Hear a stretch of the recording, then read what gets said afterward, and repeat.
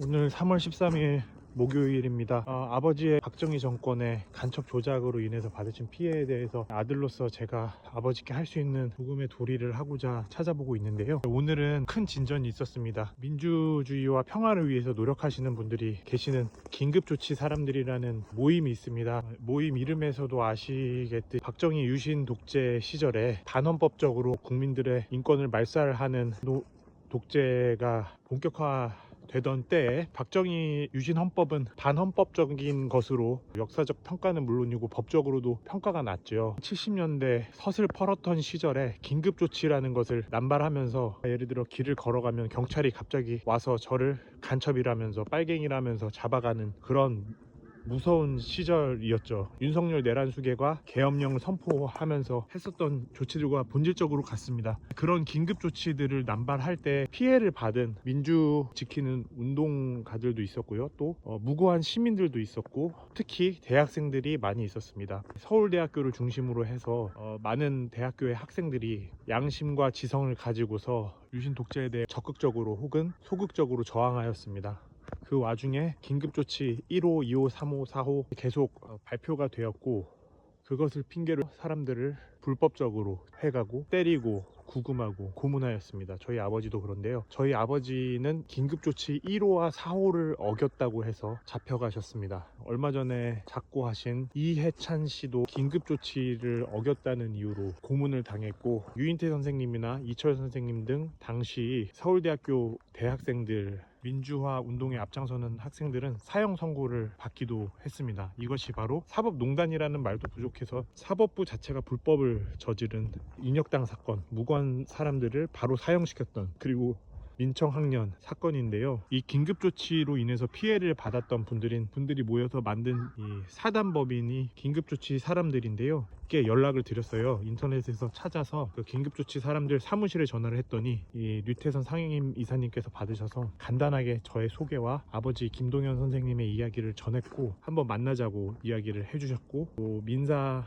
소송 재심이라든지 등에 대해서 간략하게 언급을 하셨습니다. 긴급 조치 사람들에서는 억울하게 간첩 누명을 쓰고 고문당하고 희생되었던 시민들, 대학생들을 위해서, 당시 대학생 분들은 저희 아버지처럼 70대가 되셨고요. 그분들의 명예회복이나 실질적인 보상을 위해서 노력을 하고 계십니다. 정말요. 또 정말 감사한 거는 더불어민주당의 박주 의원님 긴급조치 사람들과 함께 해주시면서 긴급조치로 인해서 조작 등으로 피해를 받으신 분들의 권리구제를 위한 특별법을 제정하시는 중에 있습니다. 법사위를 통과했고 국회 본회의에 통과하면 정식 법으로 되게 됩니다. 그래서 박주민 의원님께 특별히 감사한 마음입니다. 지나간 세월이라고 볼 수 있지만 잊지 않고 노력해 주신 것에 대해서 정말로 박주민 의원님께 감사드립니다. 왜 민사 재심을 하냐, 저희 아버지께서는 민사 소송에서 1심에서 승소를 하셨어요. 그 이유는 헌법재판소에서 박정희의 유신 헌법과 당시 통치행위가 반헌법적이라고 판단이 나왔기 때문입니다. 국가 피해자이기 때문에 형사적으로 또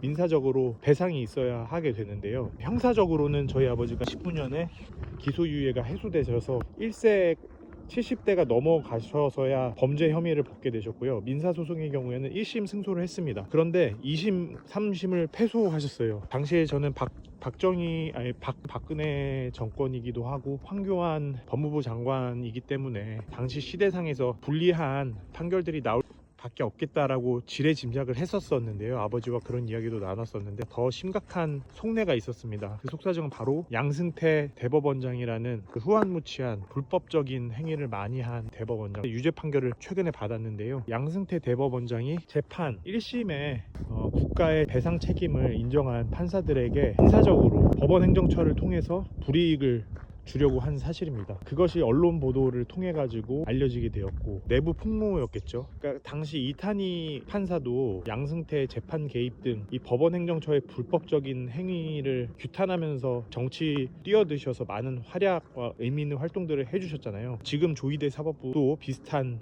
류일 것 같은데요. 재판관들이 헌법과 양심, 법률에 따라서 재판하는 것이 아니라 자신의 정치적 성향과 자신의 이해관계를 중심으로 이 진실을 왜곡하고 진실을 규명하려는 노력을 하는 판사들을 인사상 불이익을 주는 정말 말도 안 되는 불법 행위를 함으로써 양승태도 유죄 판결을 받아 역사의 단죄는 물론이고 법적으로 처벌이 받아야 될 거고요. 이러한 활동들을 계속하고 있는 조이대 사법부도 마찬가지라고 생각합니다. 중요한 거는 아버지의 박정희 독재 정권의 폭력에 피해 받으셨던 사실, 그 피해가 70대인 2019년, 2020년까지 이어진 사실, 그리고 이해찬 전 총리의 작고와 비슷하게 고문 후유증으로 인한 개인적인 고통들, 그로 인한 건강 문제들, 스트레스, 또 알코올 중독 등 그런 문제들도 있고, 더 심하게는 이게 2010년도, 2020년도에 이르러서 30-40년 만에 뒤늦게 권리구제가 되어야 하는 당연한 일임에도 불구하고